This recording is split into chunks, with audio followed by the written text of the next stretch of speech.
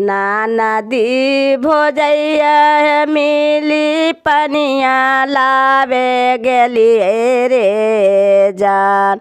जान पनिया लावे गेलिए रे जान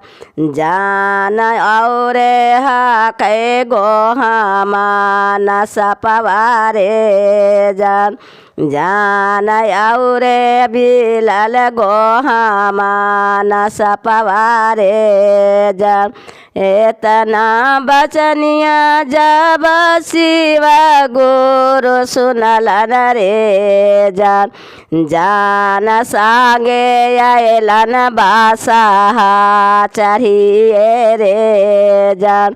जान संगे अलन बासा चढ़िए रे जान गो हमान सपवग शिष्य कुइया राखे बरवारे जान जान कुइया राखे बरवारे जान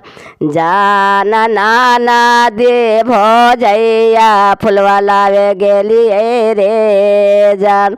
जान नाना दे भोजैया फुलवा लावे गेलिए रे जान ओ पारी बैठल है कई कारी अवनागिनिया रे